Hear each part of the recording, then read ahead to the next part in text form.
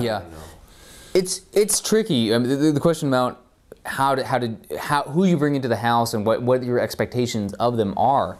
When we first started off, we had there was a set number of work hours that had to be done. The idea is if you were living there, your rent was cheap. I mean, even at the end, people were paying $200 a month. That's the cheapest rent you could get in the city of Austin. Ridiculously cheap.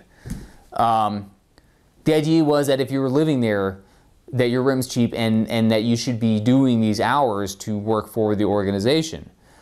And at the beginning, we even had timesheets where people had to sign up and show that they were doing that work.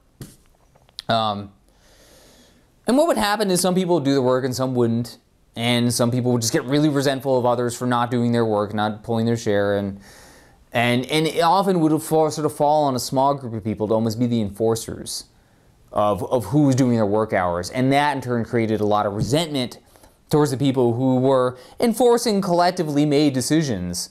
You know, that's a lot of times it happens. With so many things, it often falls upon one person who has the least tolerance for inactivity on other people's parts to be the one who enforces it. And they get branded the asshole, you know, for being the one who's enforcing the rules, which is just a really bad position for them to have to be in, because they're just, I mean, those are decisions everybody made, and they're just trying to make good on decisions everybody else makes.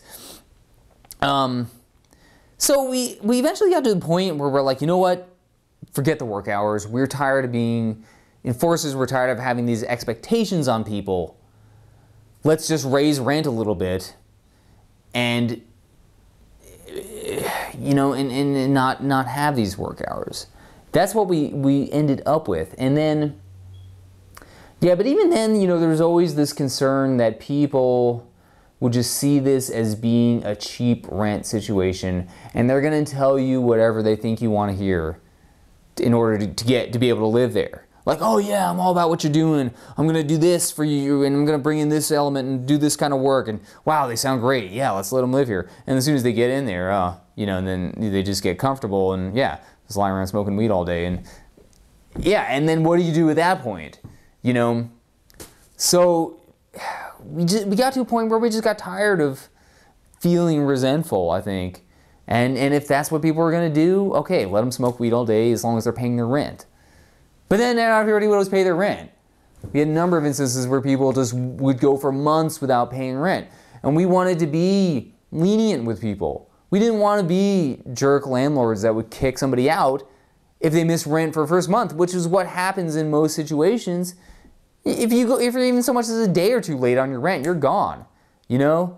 We would let people go for 6 months or more before we even said anything. And I think that was a failure on our part. We should have been a lot firmer with people. But again, a lot of times it would just come down on one person to say it, and they were branded the evil one. They were the landlord. Ooh, you know, because we expect that people should be making good on the agreement that they said that they're going to be paying their rent, which is ridiculously low in the first place. And we wanted to let people get a chance. We had a lot of people that were new to the country coming, and we wanted them to be able to have a stable place and you know, get themselves established, or with young people, or supporting people in their activist work as well. There were some people that we agreed to, you know, allow them to live rent-free for a set period of time so they could focus on one particular project that we thought was good. But it's tricky. It's tricky all around because you know, when money's involved, it just poisons relationships in a lot of ways and creates a lot of resentment all around. It's tricky stuff, and it's just a constant process of analyzing it and trying to work it out and reinvent it and figure out what's going to work.